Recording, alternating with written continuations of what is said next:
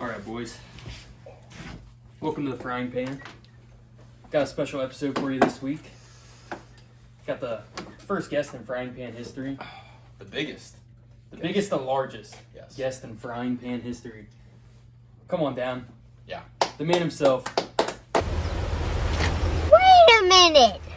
Who are you? He was a hero who walked the walk and talked the talk. Introducing the biggest guest in Frying Pan history. Safe to say I'm the biggest, the largest. Been stepping up since my mama stayed in them apartments. Regardless, my daddy told me keep the heat even when I'm in foreigns. I'm heartless, cause these niggas is hating on me. Gentlemen, this is the RFL. That guy's here to play baby game. We're here to play men's My game. wishes for hard times. These niggas just mad cause they bitching my archives. Jordan came back to the 4-5. Big Brandon.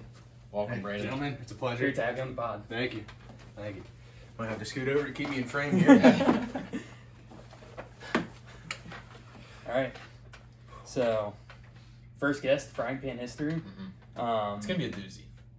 It's going to be a good one, folks. We kind of put out a survey to the rest of the league, and Brandon was the leading vote getter. So, this is what you guys wanted to see. We got him out here. We got him out at Frying Pan Studios, some have called it. Yep. We do have, to start it off, our first ever segment. Who's it presented by? It's sponsored by Golden Corral. Yes, Golden Corral. Love that place. You've heard of, 7 minutes in heaven. We're bringing you 7 minutes in hell with Brandon Turner. Yep. So, Brandon, take it away. Thank you. So, a couple hot takes for me. It's not even the hot take segment, but I'm going to start off hot. Marcus, lots of off-season chat. Months and months and months of him saying, you know what, I lost this weight. I'm going to cook Brandon. First game of the season, he's looking for that matchup. He's dead wrong. So we've proved that. We let the off-season talk, and we showed him with the walk. So Walk us through that matchup a little bit. well, basically, Marcus, I said this in a constructive manner as well. I was telling Marcus, stop doing cardio. You definitely outpaced me in the cardio. He just can't change direction for shit. So he's about as agile as a three-wheeled donkey. And donkeys don't even have wheels. So, I'll tell you something. I've seen people without legs move better than he has. And I love Marcus to death, but you can't come out guns a-blazing like that and, lose out playing the baby game. So, that's for starters. And all respect to that guy. He really left everything on the field. And that's what you love to see in a football organization as esteemed as the RFL. So, Yeah, I think there was a lot of talk. It was a highly anticipated matchup. I know it was what I was looking forward to most week one in the RFL was the Brandon and Marcus matchup. Have to say, I think Brandon won it. And I think Marcus, for as much shit as he talked, I wouldn't call him delusional at this point. He is acknowledging that he did lose this battle, but he wants to win the war. yeah, we have two other matchups this season. I'm looking forward I to do it. think this matchup, especially having to be week one, it motivated me even more.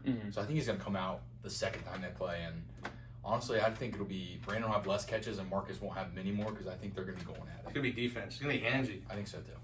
Yeah, I will say Brandon does look much improved from last season. He does. Career day. But Almost again- my whole last season in one day. Almost. But again, he's not fighting for the targets like he was last season either.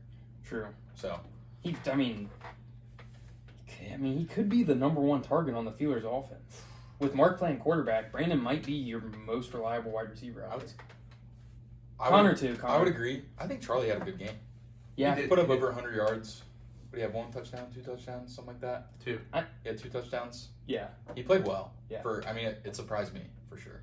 yeah. I think Charlie's got solid hands. The only thing I think category might be a little lacking in, along with a lot of other feelers, is speed. Yeah. He's Speed got and good hands. Physicality. Yeah. I can get pushing around a little bit, but On that topic, man, I'm looking forward to this week's matchup. That AJ Connor. Yeah, you can lead us into Take it that. away. We got the Feelers versus Cougs matchup coming up. He's alluding to the AJ versus Connor matchup, which possibly has some off the field implications as well. Absolutely. Oh, yeah. there's been a lot of talk this week. AJ and Connor, they go way back. Some call them butt buddies, maybe not, but these guys, they're going at it so ferociously. I'm just excited to watch them, get physical. Football is all about getting physical. Nick knows that very well, and Marcus is going to cry about it this week, but that's not the point. These guys are going to go at it, balls to the walls, skin to turf. They're going to be running it up, and it's just something I'm looking very forward to, and especially that matchup with Dan, Big Dan the man. That's probably the most respectable guy in the league, and I'm just excited to play against him. Mm-hmm. What do you think? What are some of the things that you're looking to do this week that I guess kind of counteract some of Dan's strengths? I would say Dan is strong and he's faster than most of the tight ends. Yeah, faster than most of the league. So how are you going to defend against him? Man, I've been watching a lot of game film, and a lot of the stuff that we're seeing is Dan is one of those guys that we're not going to put it all up on the table here, but Dan's one of those guys that he knows what he's doing. He knows his assignment, and he knows how to get it done. And so we're going to try and take moments and take one of those. We're gonna find moments in his game and find. Got clustered. We're gonna find his strengths and Don't let weaknesses. the cat get that. It's just frying pan host cat is a Nick fiend, He's just a like fiend, Chuck. But heard he's questionable this week. Chuck? yeah, he's got what do they call it? Ringworm. What the fuck? Was he wrestling with some dudes? Him and Preston getting active? That's what they do. I heard they've been getting active. Okay. Wow. All right. Let's stay on that segment for a minute. Okay. I will say I am interested in the AJ versus Connor matchup. Absolutely. Not so much AJ defensively against Connor because scrap that.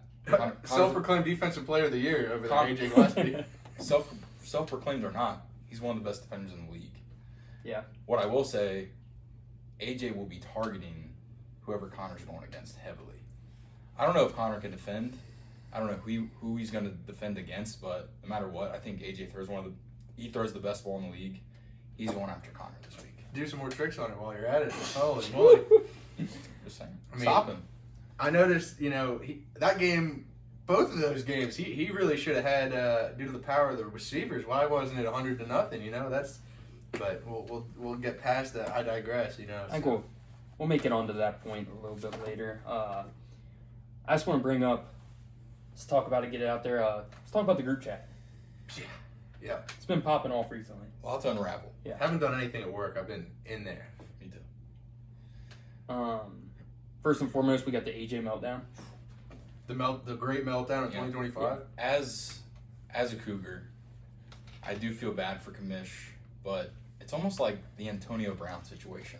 Yeah. Where if you're Antonio Brown's teammate and he's just losing it like that, what can you say? You can't. There's nothing. There's not much I can say. I can try to defend him like I just did, saying he is the best quarterback in the league, probably the best player in the league.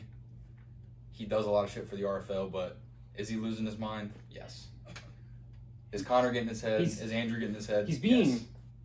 I mean, he's being provoked by, someone call them trolls or goblin-esque individuals, kind of, poking at him with a stick. Mm-hmm. I mean, they found his buttons. I mean, They did.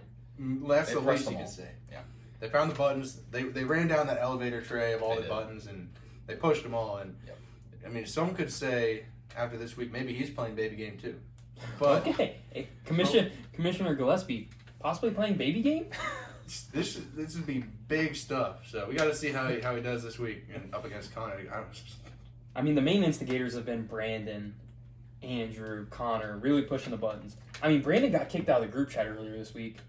Weaseled his way back in. I'm gonna throw Noah in there too. Noah's kind of he started. I think Noah began the whole. Yeah.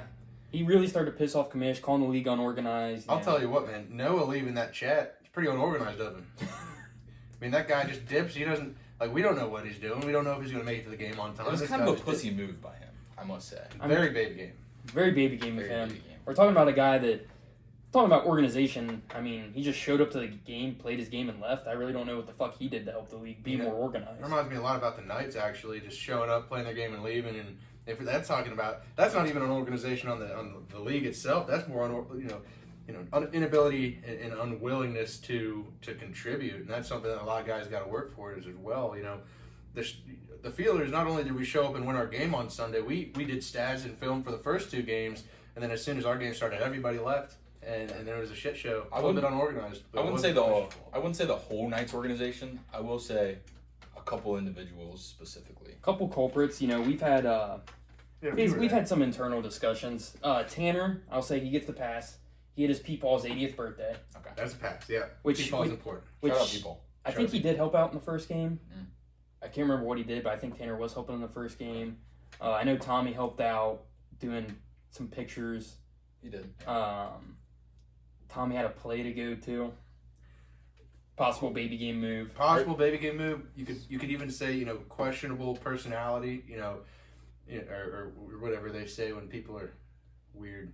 I think he said he saw Preston at the play too. But Okay. he was in the play. Okay. Yeah. So, Big play guy. Yeah. Just like Kamish. But yeah, no, I'm definitely questioning my guys' dedication. I can attest that Tommy and Tanner will be around and will be helping out, or I'll be putting both to ass. Yeah. Belt to ass. You could describe a couple games like that this weekend. Yeah, quite a few. But Nick, I don't really know. I didn't know if he helped or what was going on there. I really wasn't paying attention. Holman, he had some kind of school project. Hopefully he helps out more in the future. Baby game. Brandon's claiming possible baby game school project. We're not sure. Definitely need to look into our organization. But I will say, at least we're not the Barons, right? Come on. If you want to question dedication, we're talking about Delaying the whole slate. Fucked up everybody's day. Fucked up everybody. You know, made you know, not only I'd argue best player in the league, Mark Clark, late to his event. He had a lunch he had to get to. Yeah. You know, what are we going to talk about, guys? You know, being accountable, showing up on time. This is something. You know, if you're not there 10 minutes early, you're late. You know. I'm gonna say it. Fuck the Barons. All right, you heard it here first, folks. For a couple reasons. Fuck the Barons. All right. One, showing up late. That's bullshit. That's baby game. Making everyone Very late. baby game. And 2, talking shit for what? To get your ass beat? I mean, I know Clanky was saying in the group chat, if he would have played the entire game, they possibly could have beat the Cougs. And apparently, all the Straw Hats and Connor agreed.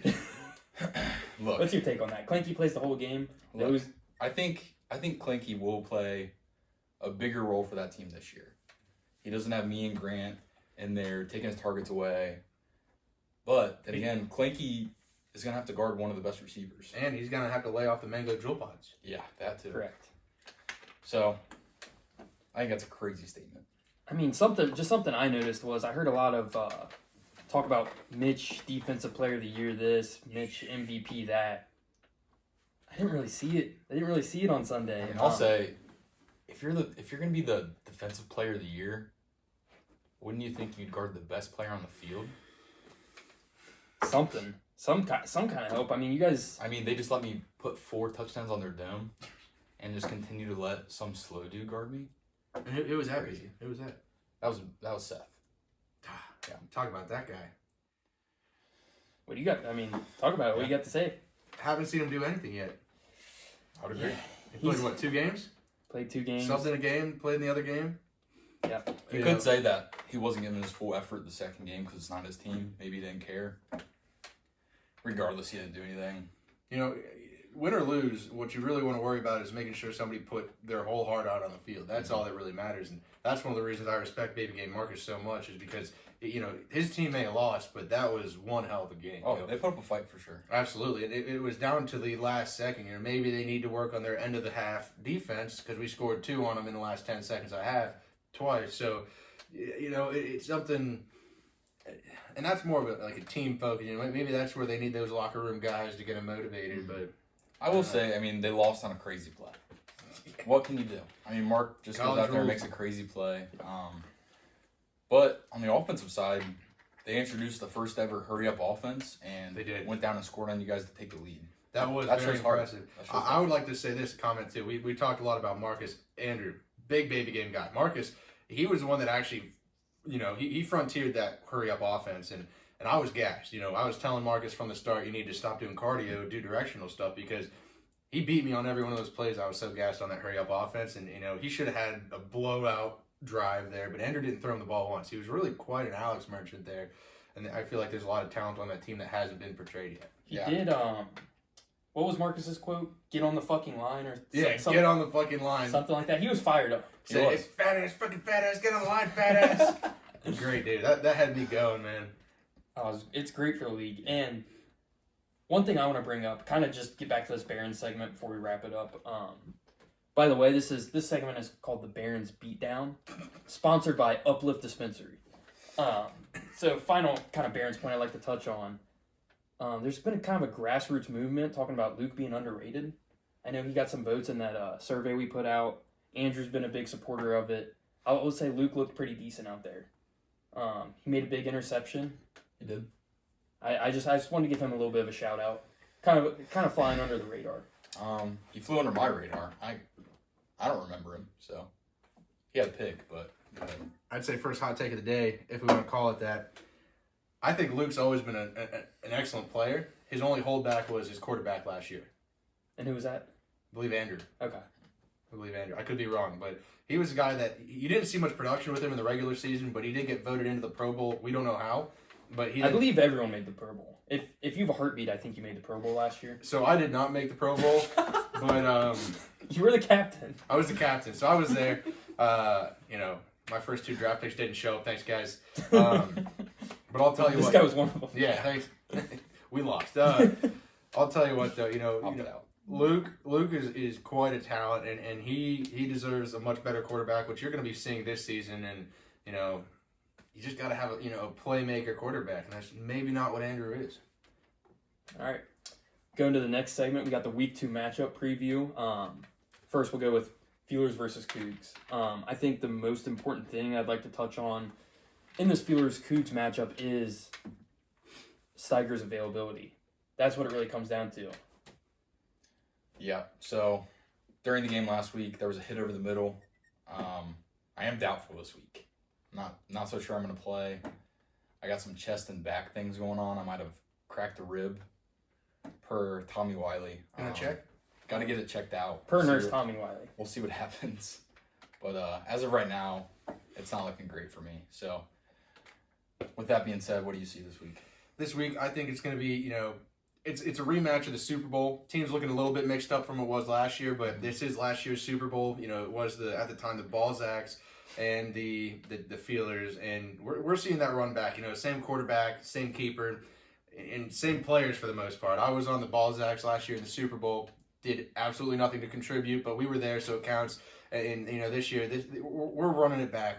People thought maybe we'd have a Super Bowl slump coming out of the gate. We proved them wrong there. We're looking, it's comeback season. This is where if we win this game, I will have as many wins in the RFL as the Cougs do while not being on the team. So that's something. I mean, if you guys beat the Cougs, I think you'll be the only person without a loss in the RFL. That would be the case. Yep. Yeah, so that would be impressive. Something to look out for this week. Kind of a revenge game for Brandon, his former team. To quote self-proclaimed MVP AJ Gillespie, he said, "Sorry, Brandon, I'm going to see what options we got out there." And he did not pick me up in the draft. And, that's something that's going to stick with me after that championship run. Yeah, I mean, to be fair, you got drafted way higher than anyone expected. So regardless if AJ wanted you or not. Well, he was never on the board for you guys. He You guys drafted went Dan, with third overall. It's true. But from my point of view, I think regardless if I play, I don't know if the Feelers have enough. I think Dan will dust Brandon up and down the field. I do think Brandon's a little bit more physical than Dan, but if Dan can get a little bit of separation, he's catching the ball. He's got great hands. The biggest question is, can Dan last the whole game without having to shit? Yeah. We don't know. Yeah. He might miss some times for the shits. So I'll tell you what, though, Dan, having to shit, it really boosts his performance. I was watching out there last game, and I felt like because you guys had the doubleheader last week, and as the games went on, Dan had to shit more and more, and I saw more and more production out of him, and it was really an impressive sight. yeah, I mean, he was definitely turtle heading for a half out there. So Breaching the blowhole, as some would say. Yeah. What I would say is that, let's say you're not playing, I think Logan is better than anyone on the Feelers as a wide receiver if Mark's playing quarterback. So it's kind of hard to, if Mark's playing wide receiver, then yeah, I would put Mark right up there with you. He's a tier 1 wide receiver. But if he's playing quarterback, I think Logan is a better wide receiver than Charlie and Connor. But so then that's without you being on the field. So I think if you don't play, I think it'll be a pretty close game. But I got the Cougs. Mm-hmm. If you do play, it could be a blowout. But I don't know. The Feelers, they're a scrappy bunch of guys. Mm-hmm. I would agree. I just don't know if I do play, who's going to guard me. You're going to have to double me, but then again, you're leaving Logan open. So, but if I don't play, I mean, they definitely have better matchups against us. But again, I just don't think Brandon can guard Dan. So, well, I will mention this too. If you do play, they're going to double up on you. Logan, questionable with the hands. If he caught all the targets, or at least 50% more of his targets last week, it would have been a 100-point blowout. Right. But he had a lot of drops in the end zone. To quote Connor himself, touchdown, incomplete. So it's just. Yeah. I'll ask, how'd the double teams go last week? I don't know. I was focusing on. I'll say from the Knights side, the double teams do work. The double teams were shutting down the side we doubled. The problem was the other side. Yep. So I was playing safety. If I went Logan's way, you scored. If I went your way, Logan scored. So it was just really pick your poison. The double team was taking away the deep ball, but just the one-on-one matchup on the other side, it was, if we're going to stop that, the other guy has to step up. And I will say kind of a miscommunication or just a flaw in our defensive game plan was we should have doubled you more. I was leaning towards Logan because Logan was also getting open downfield. Like he said, maybe some questions with the hands, so maybe I just double you because we know you're making the play and hope that Logan drops it. That would be my piece of advice. If Austin plays, you're going to have to double him damn near every snap and then just hope that someone can cover Logan on an island. And something else I observed from last week, and this is more of just, being confident in my team, the team led by Charlie Feeler himself, there's a lot of talent on both sides of the ball. And I think it's going to be who can play the better defense is entirely who's going to win that game. Because we know both have very strong offenses. And this guy says, self-proclaimed MVP, AJ Gillespie is the best quarterback, best player in the league. So we just got to see who can play the better defense. Yeah, I think I would say the same. I do think self-proclaimed MVP and league dictator, AJ Gillespie, is the best player in the league. I do think, I think Steigs is a fucking great wide receiver, but I think the gap between AJ and the next best QB is a lot bigger than, Steigs to the next best wide receiver. Because I think there's about 3 or 4 stud wide receivers. I think there's really only one quarterback he's in a tier of his own. Yeah. I can't say the same for the wide receiver position. And I will say about AJ is he hits his guys in his hands like none other. If you're open, he's hitting you. And that's something... Well, he can even hit when not open. So, right. he's not to interrupt, but he can throw that ball right where you need it. Right. That's something I've been seeing a lot out of Mark as well, especially in the short Mark's rounds. look good too. Yeah. Mark is kind of the Swiss Army knife of pro football players in this RFL league. So semi-pro, mildly pro. But he's a guy that when you need him down there, Chuck can chuck it. And it is a chuck because the ball is it's quite typically the ball spirals. Chuck's throws are more of a end left to over right. It's kind of like a punt from a middle schooler. Yeah. Mark, maybe he likes the ball to be thrown sideways because he seems to catch it every time. Yeah, it really is a kind of similar to Joe Burrow. Fuck it, Jamar's down there somewhere. It is fuck it, Mark's down there somewhere. So we had a front row seat to Mark's game-winning touchdown catch. Caught it on film too. I thought that ball was about 10 feet over his fucking head. Yeah, and sideways, and he still came down with it. Yeah, unreal player. Unreal. All right, moving on.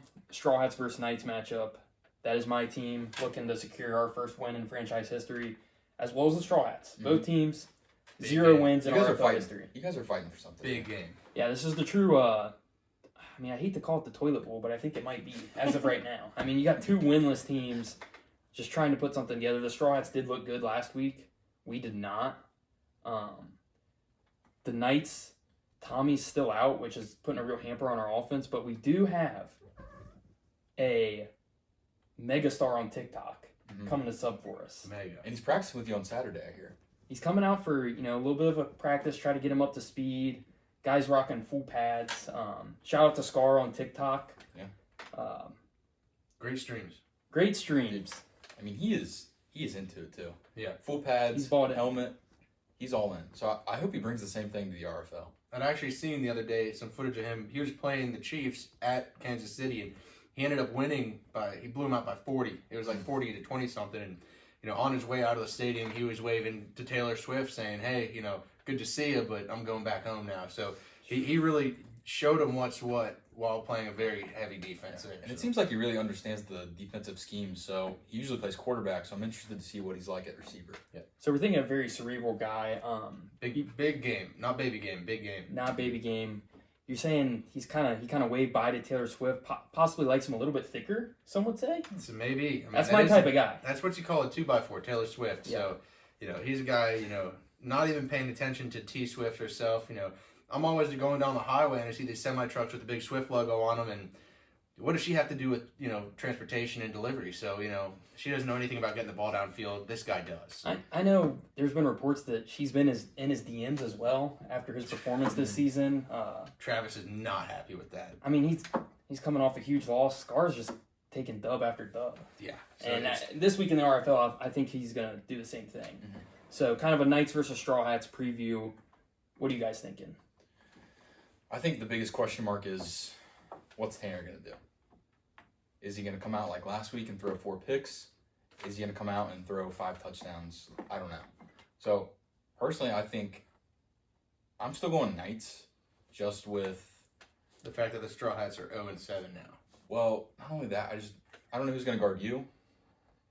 And I think eventually Tanner's he's going to get it done, but I don't know when that switch is going to flip. Yeah. So from the tight end perspective, I'd love to hear your take, Brandon, because we got Big Nick going against Marcus, so we got a potential baby game watch right now.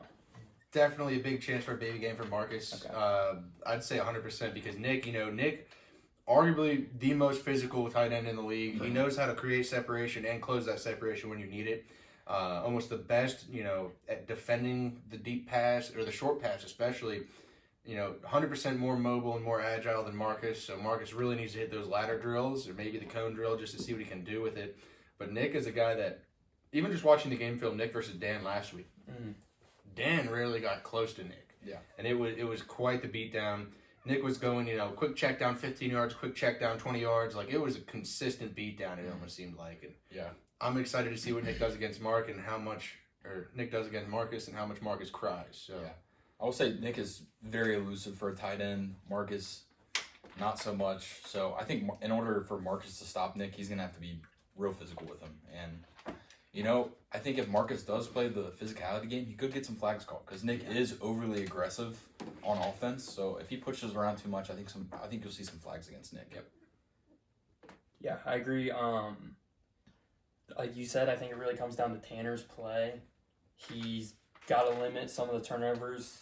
We've been talking internally, some of the questionable throws he made. I think it's going to be a big game from Nick is what's going to take us to a victory. I know Holman's scrapping for targets.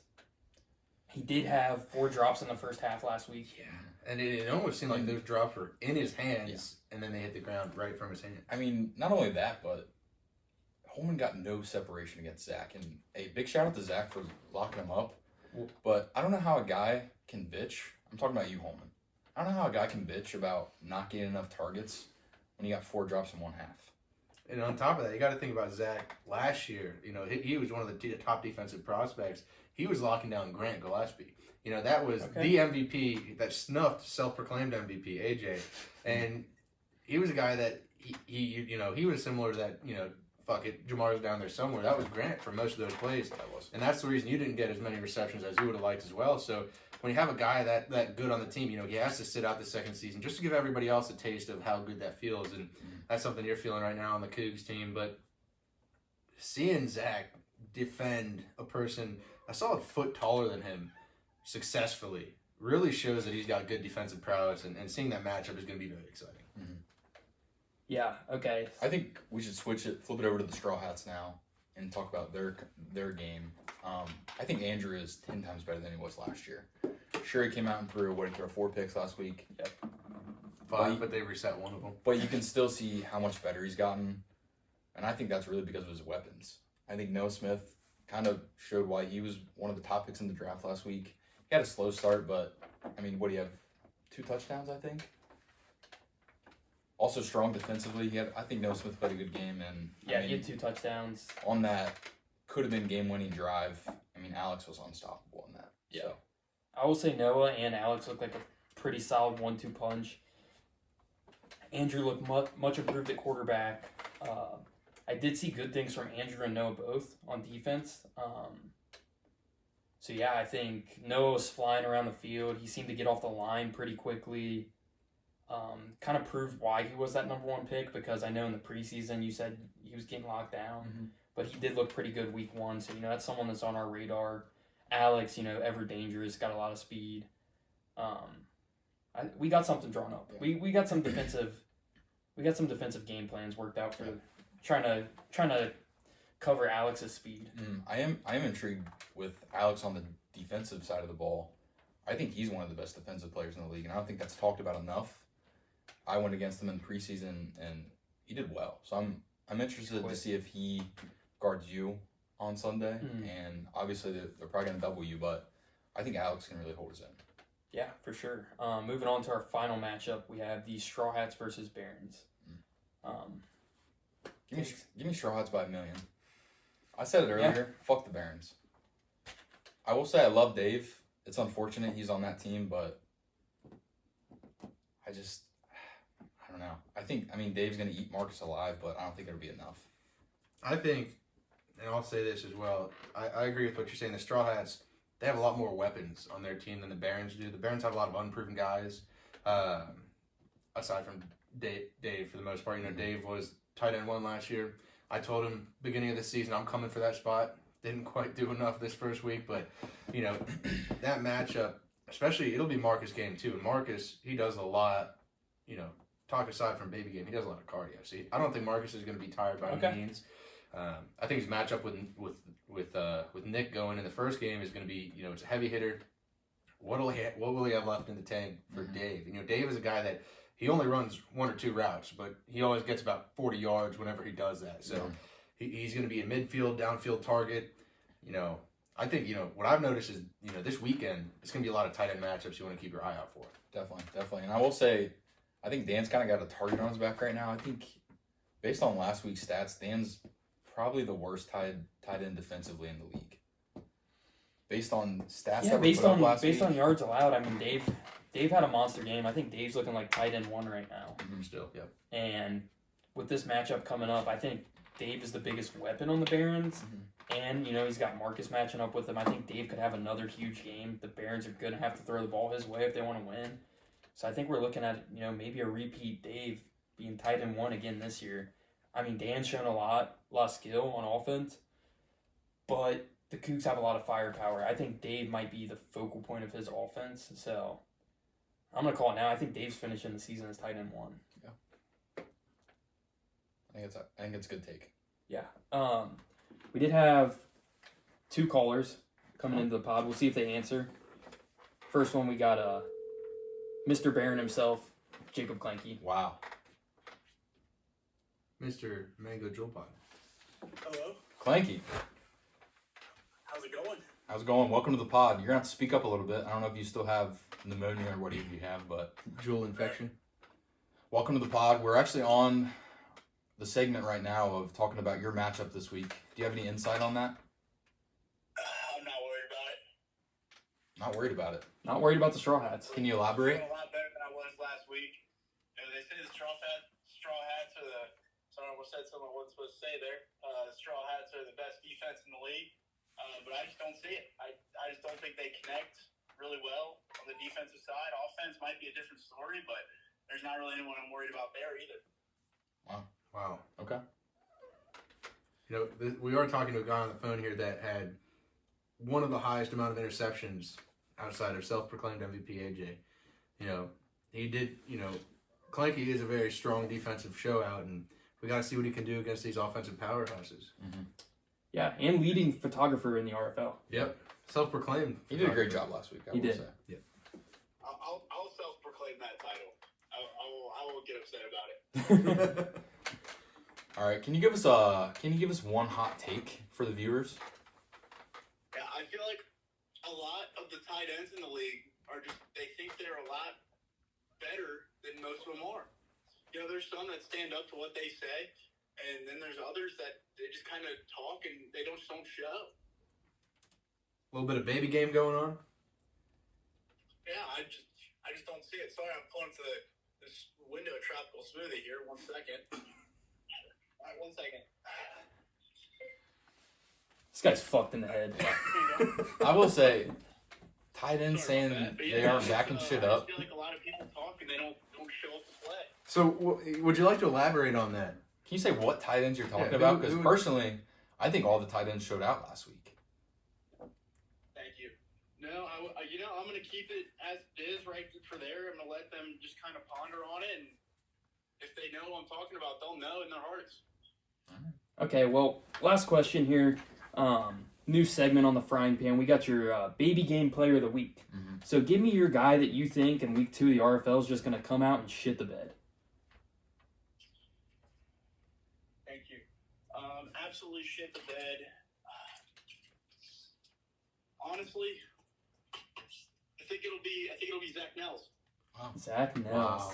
Zach Nels, man of the year. Baby game player of the week. He had a really good first week. A great man off the field. I can't dispute that.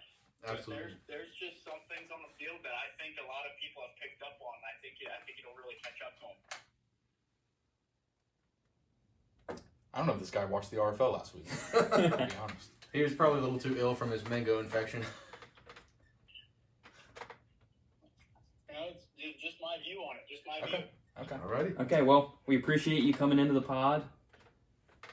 Yeah. Thank you again for having me. I really appreciate it. Yeah, no problem. Hey, See you, bud. We'll see you on the field Sunday. Have a good one. So, what do we think about this guy getting tropical smoothie during his pod appearance? I mean, I think it's fine, but We got to know, what did he get? personally, I'm hungry. I don't see about. The ever hungry Brandon Turner. Brandon, can you Sponsored by Golden Corral. talk about what you said? I mean, you were in the house for about 5 minutes before you asked for, I believe, a Ghirardelli chocolate. Yeah, how do you have Ghirardelli. Ghirardelli. You know, some of the arguably best chocolate in the world here. You know, don't know when they're going to sponsor me because I sure sponsor them with all of my income. So, I mean, this guy was in my house for all about a minute and 45 seconds before he spotted the Ghirardelli chocolate. And I smelled it when I walked in. Yeah, we did ice him out with some, little bit of a goodie bag. Mm-hmm. Gave him a piece of chocolate. He might get one on the way out. Depends on how I do on the pod. Yeah, depends on how he does on the pod. All right, we got our next caller. If he answers, the MILF Hunter, Connor Adams. Wow. Oh, wow. This guy. A real standout guy.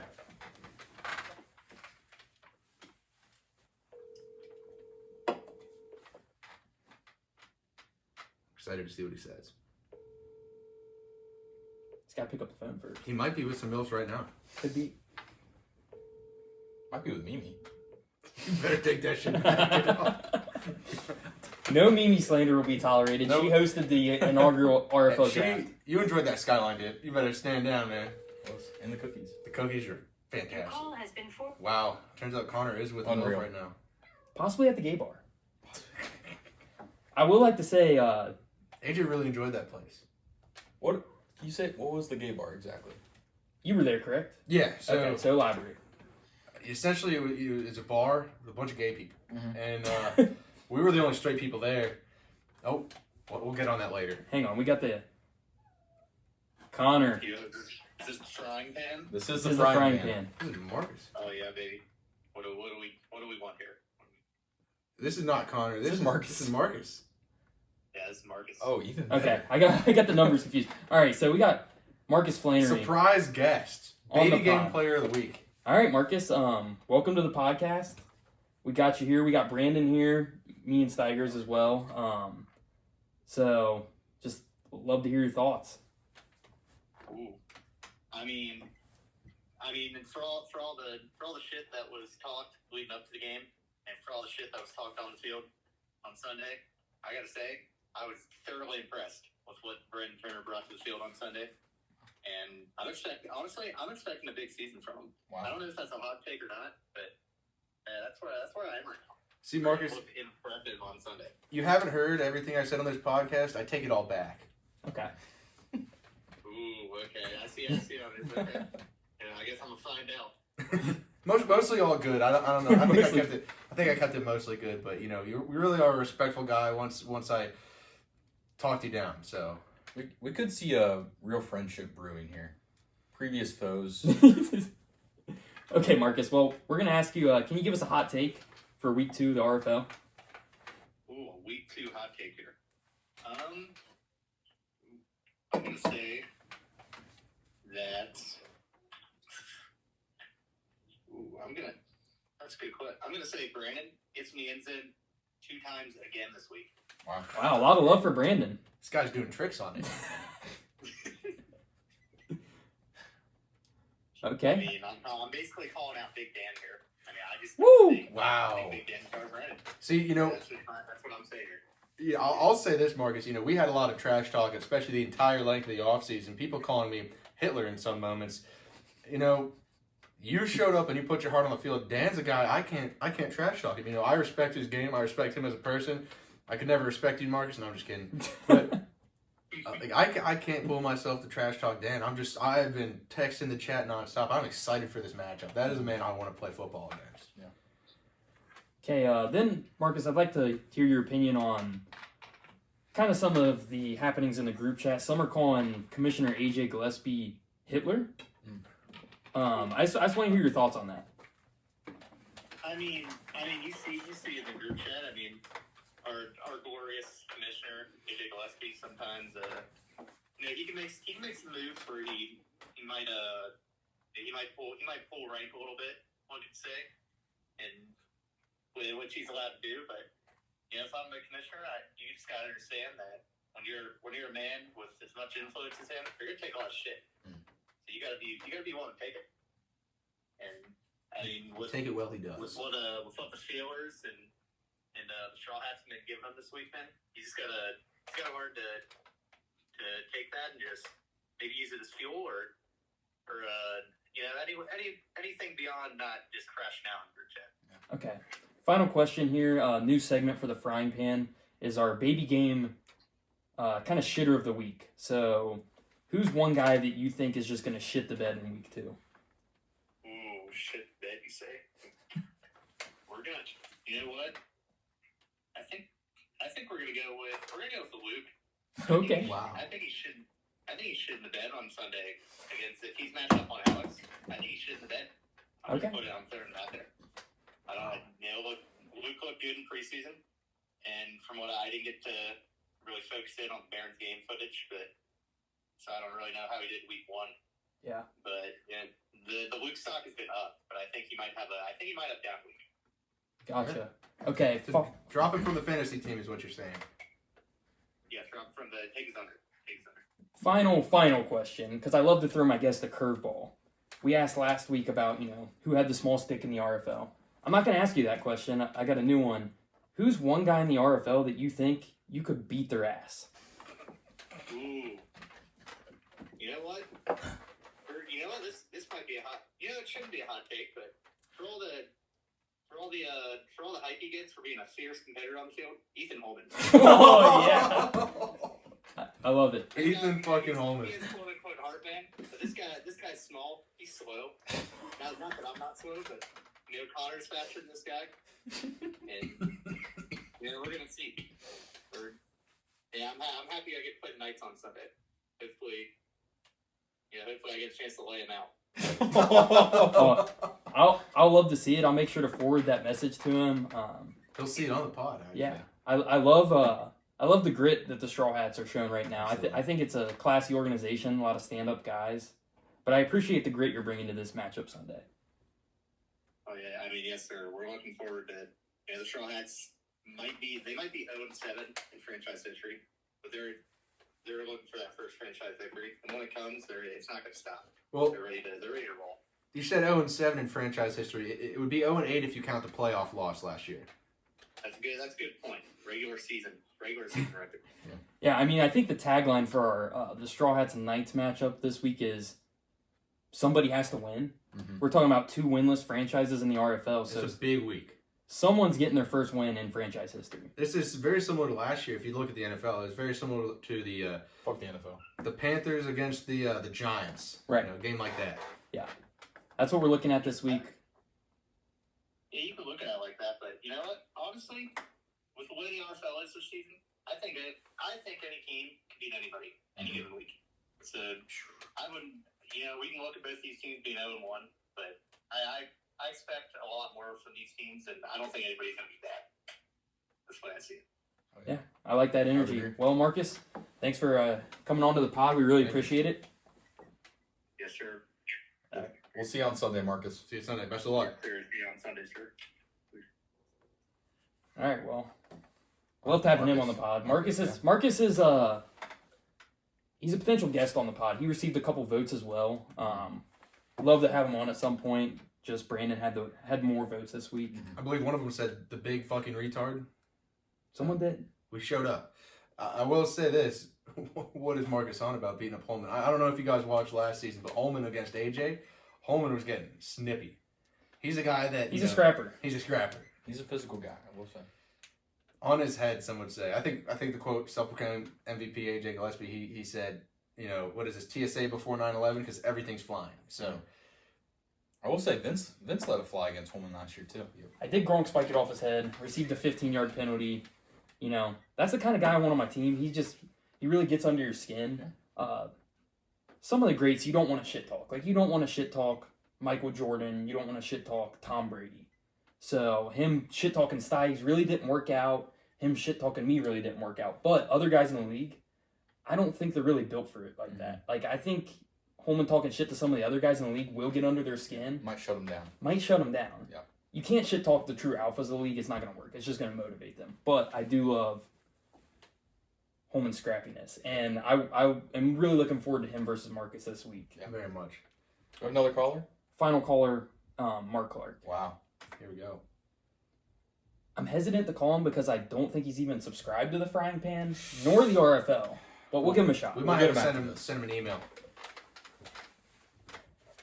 This is Mark Clark. I got you right now.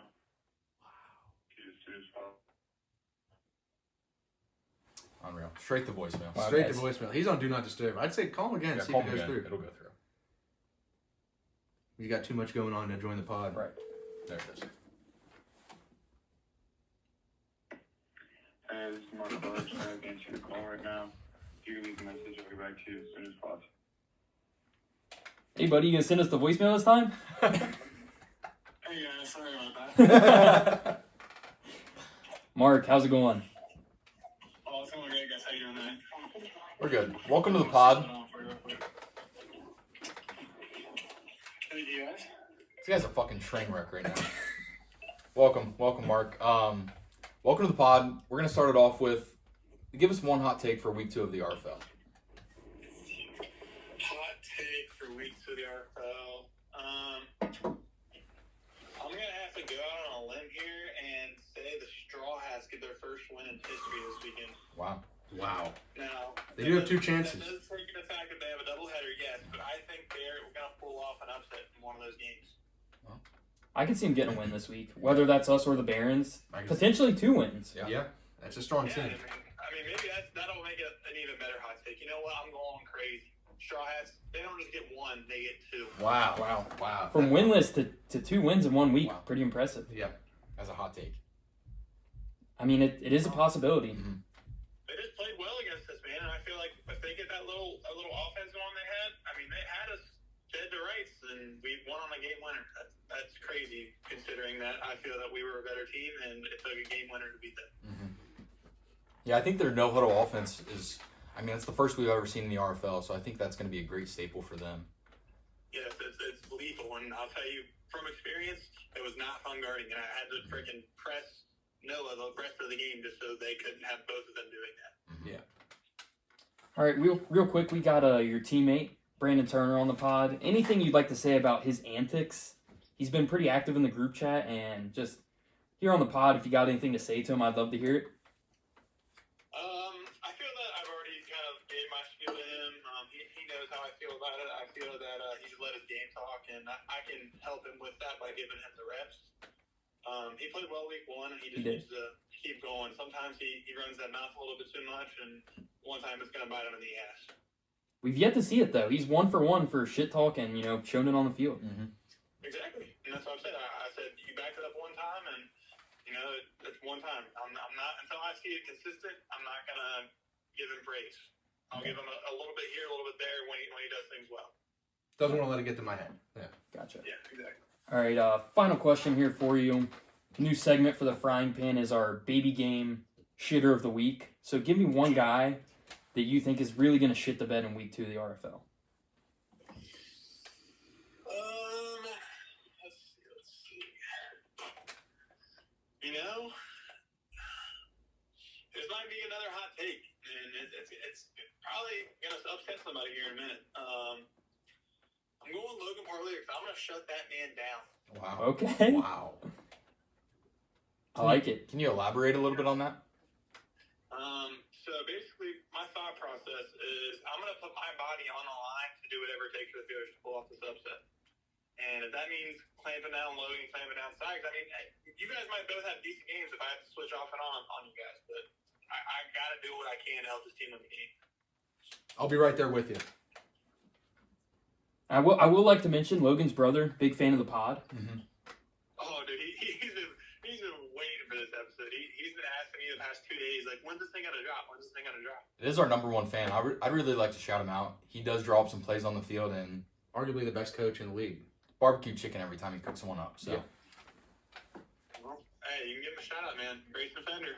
You hear him out there. Grayson Fender, #1 fan of the RFL. We like to shout out one of our loyal fans for the frying pan. You know, more loyal than Mark Clark, some would say, because I don't believe he's subscribed or following. Yep. He did start out as the Cougars' offensive coordinator. He's already been upgraded to head coach. Wow. So he's head coach of the Cougars. Very quick. You got anything else for Mark? I think that's it. I think that's all we had for him. Yeah. Thanks for coming on, Mark. If you have me on the pod. Yep. We'll see you Sunday. Sounds good, gentlemen. Have a good rest of your night. Yep, you too. Okay, I would like to say real quick, kind of the Connor mishap. What I believe happened was Connor sent in Marcus's number, so I thought I was calling Connor. We could still call him. We do have Connor's number. That's okay. I mean, You want to? I think, Yeah, call. I think he would have some hot takes. no, I think we need to call him because he threw Marcus into the fire. He Marcus really wasn't did. ready. That's why While we're on Connor, back to the gay bar situation. Yeah. So he was at a gay bar and he was seen with a MILF. Yeah. Did anybody think about he could have been with a drag queen? No, so a lot of people in that bar had spent time with that MILF, and we can 100% guarantee that it's a MILF. We don't know what it is about Connor that she loves so much. Maybe it was his, stable job in 401k. Maybe it was, his hidden muscles under that dress shirt that he's wearing all the time. But, he really showed up and showed out, had a legendary performance that we don't know if we'll ever have anything to match that. So, Did anyone check below the waist on that woman? Yeah, did we check under the hood? there was lots of rubbing action going on at that bar. She was grinding up on a lot of people, myself included at a certain point. And, Connor, such a stud, stole her from me, some should say. But for sure. She sounds like a real team player. Yes. For the whole team. Right. Could be a huge asset for the RFL if we could get her, come to a game, get her on the pod even. That'd be huge. Could be huge for the RFL. We'll have to check with Connor. If it's okay with Connor, I will say my respect for Connor, while already pretty high, has increased tenfold. Yeah. I didn't know the guy was bagging MILFs like that. Yeah, he they call him, the MILF Hunter for a reason. Yeah. Wow. He is, Connor MILF Hunter, Adams, Feelers, it's a long name of a lot of legendary status points, so. All right. I mean, see if you can get him on the line. I'd love to hear his take. Yeah, me as well. Your call has been forwarded to voicemail. Wow. The person you're trying to Is he reach is not scared to there. answer? I think he's scared. Yeah. Give him another.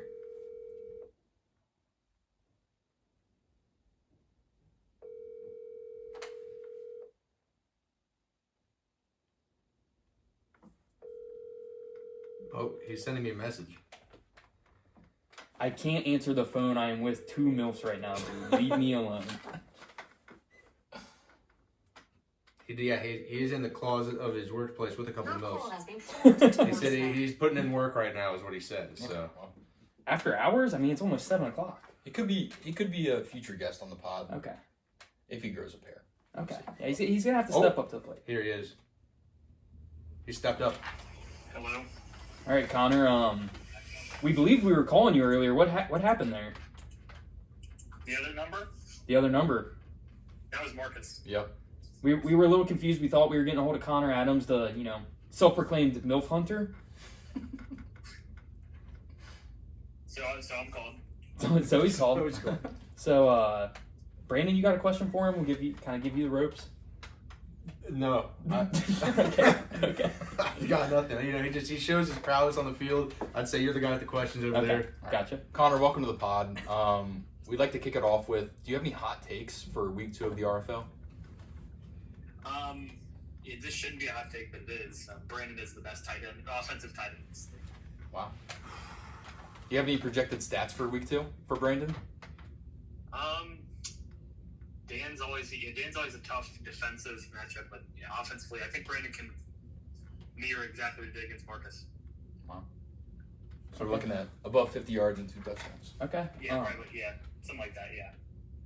All right, I like it. New segment presented by the Frying Pan. We have the Baby Game Shitter of the Week. So we'd like to ask you, who's one guy that you think is really going to shit the bed in week 2 of the RFL? I normally would say Marcus, but he already sucks so much. It really doesn't matter. He can't get much worse than he did last week. I think it's gonna be Zach. Wow. Two votes for Two Zach. votes for Zach. Wow. Yeah, tough matchup against Aaron. Okay. Wow. And then final questions. I mean, should we ask him the same question we asked Marcus? I think so. Okay. We like to throw our guests kind of a curveball question. So I'd like to ask you, who is one guy in the RFL that you think you could just whoop their ass?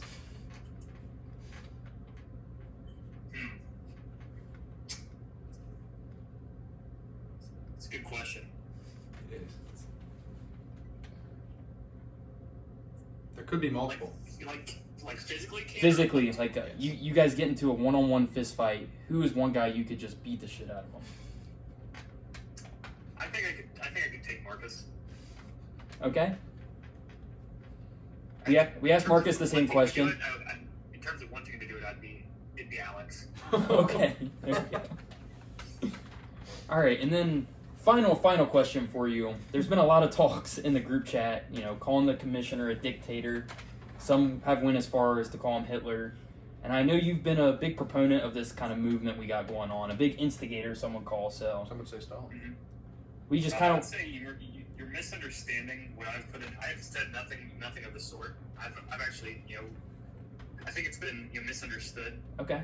What I've said about the commissioner. I give my absolute respect to him. He does an excellent job. He does most of the work in this league. So I think, especially considering he doesn't get paid for his student teaching, I think he puts in a lot of work for this league, and I'm very happy to have him as commissioner. Okay, that was a very safe answer.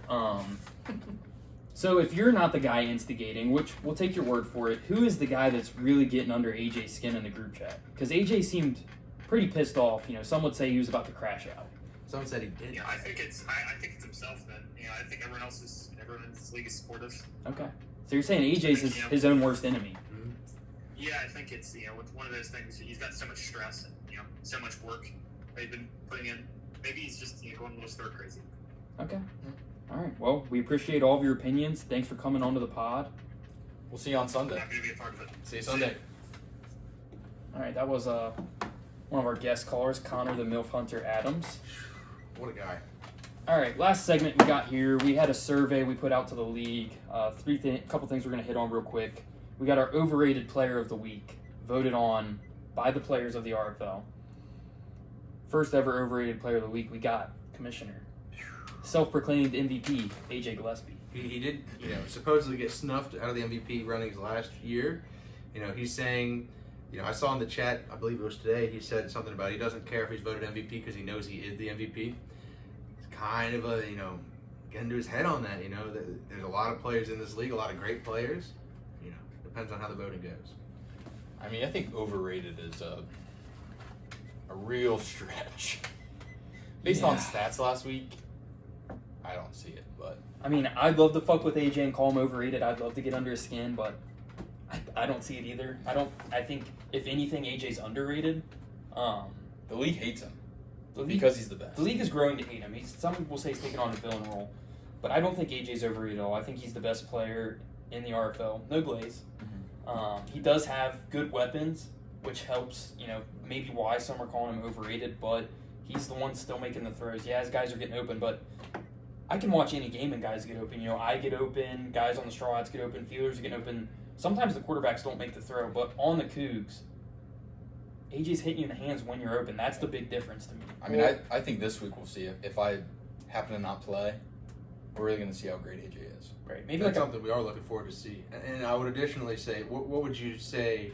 AJ is a guy that has always had offensive weapons. Correct. Would he still be undefeated if he had, instead of Steigers and Logan and all these guys, these offensive weapons he has? What if he had Holman, Marcus, Seth? What if he had guys like that haven't really done a crazy amount? Would he still be in his 52 to 30 blowouts? Would he still have that score and range? I don't think he would be, but I don't think you could fault him for it. You need weapons to win. But I think the biggest thing you can say is when his guys are open, he hits them. Had a couple drop touchdowns even last week. To quote Connor, touchdown incomplete. Correct. So, that's our overrated player of the week. So, underrated player of the week, we have my tight end, Nick. He was voted as, the most underrated player last week. He had a pretty good game. I think he was like 70-ish yards and a touchdown. We only scored 2, so he scored half our touchdowns, I'll say Nick looked pretty good. What do you guys think? I think he looked great, and to me, I don't think he's underrated. I think he's one of the top tight ends in the league, and he showed us why last week. So I mean, he was drafted as the tight end 4, so he was the second to last tight end off the board. I think he's got a lot to prove. Could be a potential big game out of him this week. So maybe not underrated anymore, especially if he puts up a big game this week. I think you guys will have to rely on him a little bit, especially if they maybe even triple team you. I don't know. We're looking to throw to him a lot this week. Something I'll say about Nick, too. He's a guy that he only played about half the season last year. He was more of a fill-in for other players at tight end, and he only played about half the season, and he still was tight end 2 on the year. That's a guy that you would have expected to go on, tight end 3 over tight end 4. I'll be honest, I should have been the last pick in the draft, but clearly Charlie Feeler saw something in me, and we're going to go with that until we don't. But, Nick is the most physical, most agile, arguably quicker and more agile than Dave, but Dave is a guy that he knows how to finish the play. And so he's going to be a tough guy to knock off the throne of tight end 1. I think the biggest question mark around Nick is he going to catch the ball?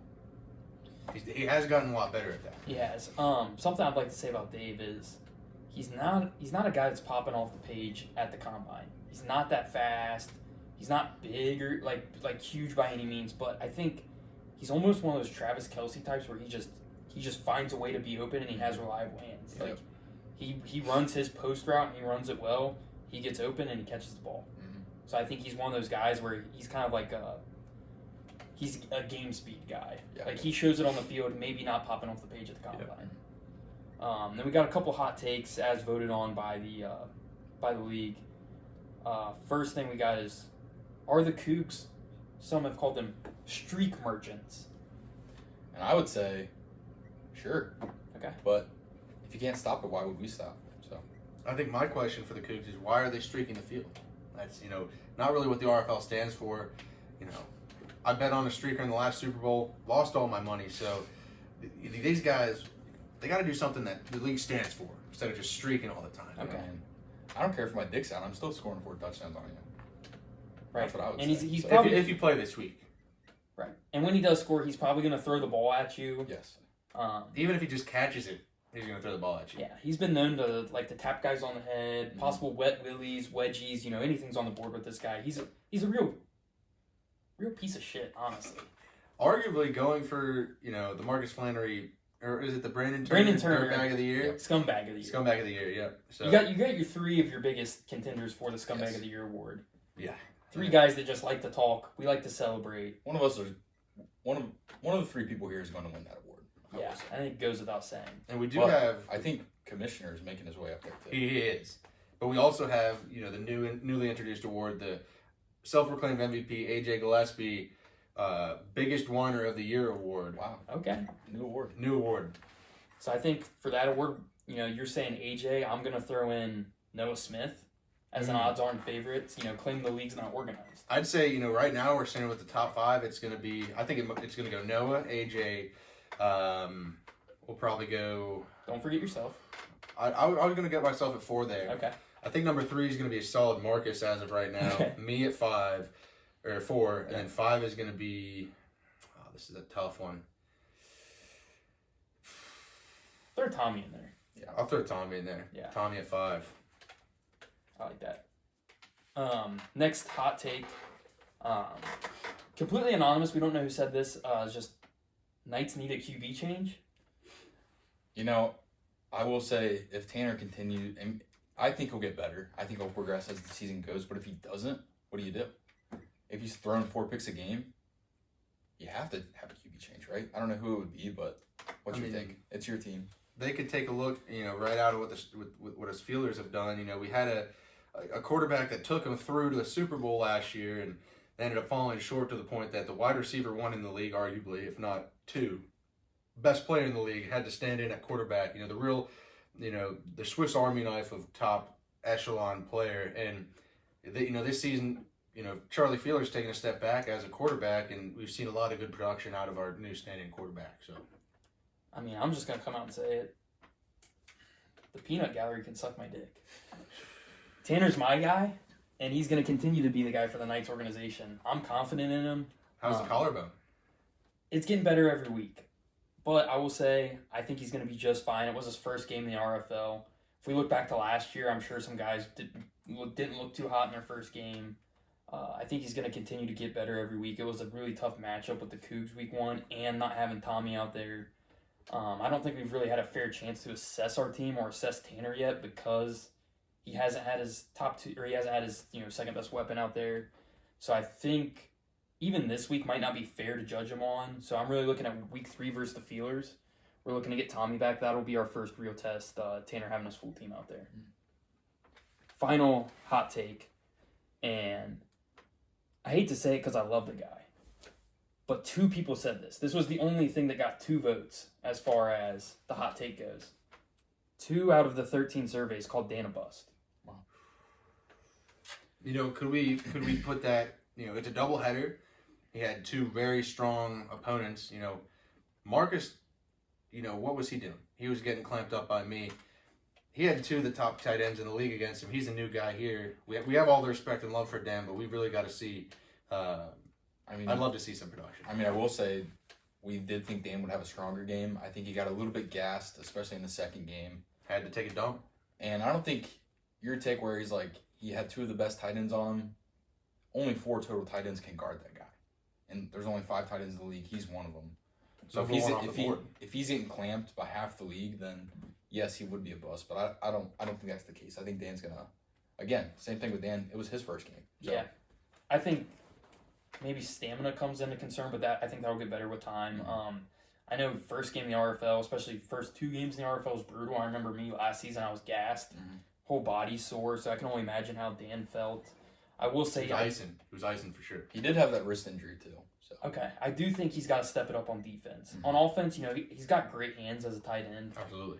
I do think he has to step it up on defense, but maybe this was a wake up call for him. He saw, okay, this is what I'm going to be going against, week in, week out, and I expect a lot better performance out of him this week. I would agree. All right, that's everything I had. Anything we'd like to add to the pod? Brandon, you got any kind of closing arguments? Anything you'd like to say? Some will call this a hot take, but I really think the Feelers might have a chance this week. I think they do have a chance this week. It really does come up to play of who all is going to play. It depends on how injured you are or not.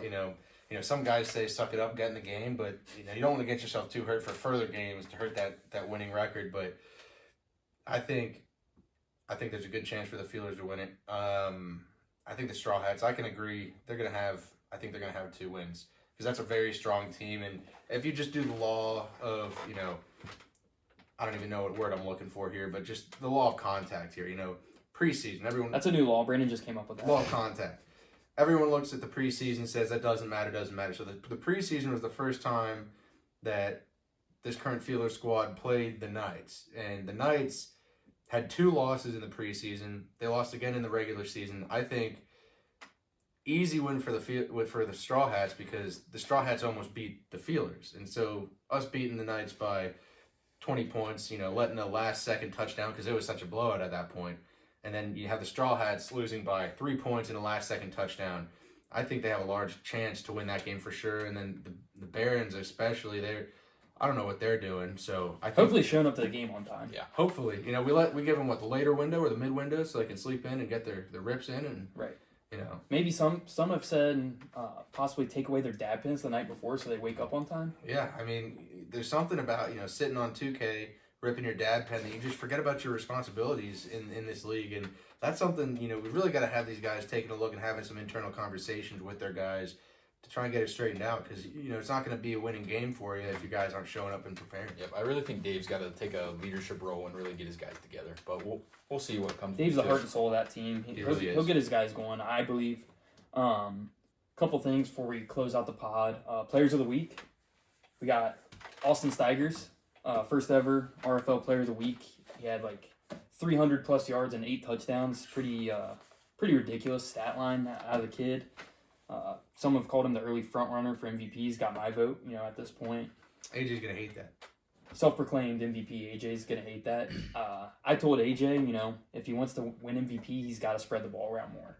It's just like when I play college football. If I throw the ball to one guy 1,000 times and he has 6 touchdowns, even if the quarterback has 10, the wide receiver is getting the nod for Player of the Week or MVP. And you got to look at last year. That's most likely why Grant got MVP instead of AJ, and he's out here crying about it when he's the one that was, fuck it, Grant's down there somewhere, helped lead him to a championship, but left himself out hung to dry. So what's he going to do with that? Right. And is that going to cause internal conflict with the Cougs on the target percentage and what else? And I will say, I've already said that I think AJ is the best player in the league and has the biggest gap at his position, but I mean, the MVP, it's not really who's the best player, it's who has the best stats. Mm-hmm. So, and I think right now you're leading that. If you miss this week, that could boost him up. Yeah, for sure. I think he, we'll see later in the season, he might, he starts feeding Logan. Mm-hmm. Logan's got to get some glue on those gloves. Hey, I'll say, I don't care who he throws the ball to.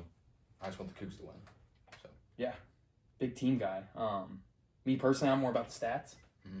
Knight's organization. Knight's organization is a stats-first organization. Yep. We'll worry about the wins later. Mm-hmm. Well, you should probably start worrying now because you don't have any. Well, you know what? I had lots of fun out there, and I put up stats, so I'm just doing my thing. I'm trying to help the team win, but I don't know. This is maybe you're a stats guy talking about team guys versus stats guy. I'll happily go out there and get 0 targets and help the team win. I don't think that is helping the team win. I would have heard you that. It probably wouldn't, but I'm saying hypothetically. No, 0 targets, not 0 catches. Like I would happily go out there. He has 0 targets and 1 catch? No. I was saying I would happily play the full game and not get thrown the ball once if it were to help my team do better. If that happens, I bet your team loses. Then I'll happily take those targets. Okay. I'm ready to put my body on the line for my team. Okay. I wish we were playing the Steelers this week, guys. I've heard too much out of this guy. Someone's called him the preseason Super Bowl champions. Mm-hmm. I want to see it in a real game. Really looking forward to that matchup next week. Week 3. Yep. Week 3. Supposedly spiked it to the stratosphere. That's what we're looking to do a couple times this week. Okay. Next week, I'm looking to really hit on Tommy Wiley. He'll make his RFL debut. I got more for that next week. I'm going to save it for next week. Okay. We should probably hit on it this week. Yeah. Because next week will be it'll be before the games. Okay, yeah, we'll hit on it next week. Tommy's had a lot to say. He's got pretty high hopes for himself. Obviously I have high hopes for him. I drafted him 3rd overall. Personally, I'll give you a little snippet. I think that guy's delusional. The shit ain't sweet. The shit ain't sweet. I'll even agree. Something really fired me up in the preseason pod post draft. Tommy came or pre-draft post a combine. Tommy came on here and said, to quote, possibly number 1 overall pick, Tommy Wiley. And I was sitting here, this guy, he hasn't played a game. He doesn't have the chemistry. What is this guy saying? There's plenty of guys that we've seen from last season came out a real cockbluster, real cocky guy, and respect him off the field, but on the field, I haven't seen it with him, especially in the preseason, which we call it preseason Super Bowl. But this guy, I'm excited to see him come back fully healthy, and I want to see if he can back up his initial claims and get anywhere near MVP. Do you respect him off the field, though? Because he is one of the guys that left after his game. I don't respect him off the field. That guy's a little dirtbag. He is in the runnings for the Brendan Turner Dirtbag of the Year award, and I would not happily give it to him. So he also, on his call to the podcast, said you had potentially the smallest dick in the RFL. Proportionally. So, proportionally, even if I had a 13-inch hog, that would be a correct answer because I'm the largest person by far. I think the proportional part was a little bit of a backtrack. Bit of a backtrack. If he came out swinging, saying I had the smallest cock and didn't say the proportionally part, I would know for a fact he was just projecting on his small cock. But the fact that he came out and said proportionally, he knows that it's not me. So Okay. All right. Well, closing, kind of comments. I would like to bring up the fact that, the RFL has been called, not organized. Unorganized. From one Noah Smith. Noah Smith, this guy, newcomer to the league. What has he really done? Came out as the number 1 overall pick. Preseason, he got clamped. Game 1, I don't even know. I mean, he had a good game. He had a good game. But it's not enough to call unorganized, Yeah. I think he had a good game. Nothing against Noah's play necessarily week 1, but I think he's really just got to buy in. Yeah. This is more off the field questions we got. But I would just like to thank all the guys that help out with the RFL. Absolutely. Obviously, the Frying Pan. Anyone that has a part in the Frying Pan, Brandon, thank you for coming on to the podcast. Good to be here. I'd like to thank Commissioner AJ Gillespie for all of his hard work he puts in. Absolutely. Betting lines, jerseys, stats, matchups, whatever. He does a lot. I will say for Commissioner Gillespie, for a guy who whines so much, he really is one of the hardest workers in this league. Like, it wouldn't be anything near what it is if it weren't for his work that he's putting into it. As glazing as that sounds, it's what he said with LeBron. You can't glaze it when the stats are saying it for you. So this guy's putting it out here. He's putting in the work day in, day out, filming, scheduling, doing stat lines. Half of us, if not all of us, are gambling addicts, and we really enjoy those stat lines just to look at it and, see that we have something going for it. A couple additional shout-outs. Jacob Klanke, great job with the photography for this week. I think that's a huge add to the league. Anyone that took part in the league, Charlie helped out with reffing, Dave helped out with reffing, any of the guys that were taking stats, I know Straw Hats helped out a lot. Yep. Everyone on the film. I'd like to thank any of those guys for all the hard work they bring to the league. And what I would like to say to the guys that don't help with the league, they leave after the games, I just got one message for you. It's go fuck yourself. I think that's it for the Frying Pan. Yeah. Great episode, boys. Thank you. Thanks for coming on. Thanks for having me. Thanks for having me.